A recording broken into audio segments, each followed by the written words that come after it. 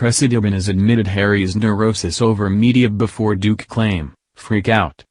Cressida Bonas' reported comments to her friends back up one of the latest claims from Prince Harry in his new series, as the Duke admitted he used to freak out over the media. Harry's last serious relationship before he settled down with Meghan Markle was with English actress and model Cressida Bonas, known for starring in ITV's recent drama White House Farm. The couple dated from 2012 to 2014, and it has been reported that they broke up because she could not cope with the scrutiny which came with dating the royal. They were together during a period Harry later admitted was particularly tough for him, when he was between 28 and 32. In his new Apple TV Plus docuseries, The Me You Can't See, which aired this week, the Duke said this was a nightmare time for me. He said, it was like, head in the sand, fingers in the ears, just crack on. He continued, but I was all over the place mentally. Every time I put a suit and tie on and go and do the role, I would, sort of go, right, it was game face, look in the mirror, right, let's go. Before I even left the house, I was sweating. I was in fight or flight mode. Panic attacks, severe anxiety. 28 to 32 was a nightmare time for me.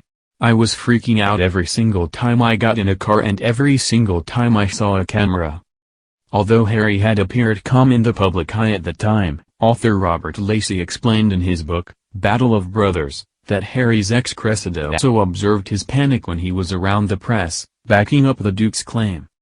Mr. Lacey alleged, Cressida Bonas, his last serious girlfriend before Meghan Markle, came to feel he was a damaged and self-obsessed young man. She complained to friends that Harry had a neurosis about the media.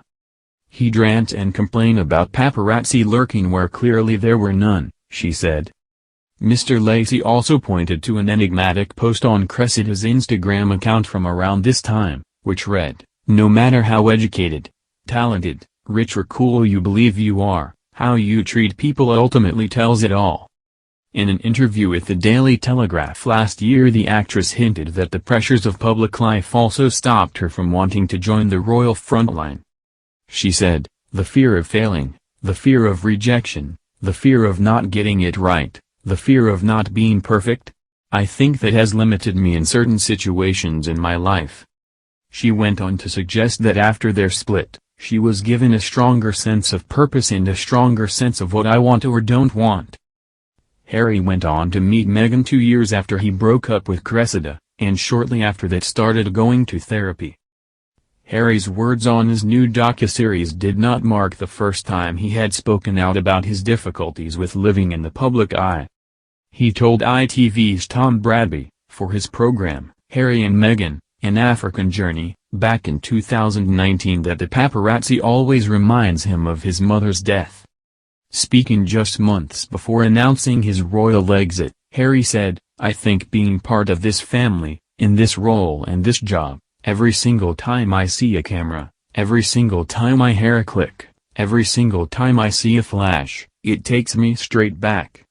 So in that respect, it's the worst reminder of her life as opposed to the best.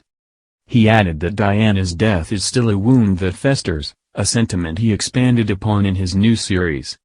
In The Me You Can't See, he told Oprah that there was no protection for his mother when she was royal, and that he was concerned a similar fate could fall on his wife unless he acted quickly. He added that it was incredibly triggering to potentially lose another woman in my life. However, Harry has also credited his wife with encouraging him to seek out therapy to cope with his grief from Diana. He also claimed that seeing a therapist was the single biggest factor in helping him recover from his mental health challenges. He explained, meeting and being with Meghan, I knew that if I didn't do therapy and fix myself, that I was going to lose this woman who I could see spending the rest of my life with. He also alleged that he and Meghan left the royal family because they chose to prioritize their mental health. He added, we chose to put our mental health first. That's what we're doing and that's what we'll continue to do. Battle of Brothers. Inside story of a family by Robert Lacey. Published in 2021.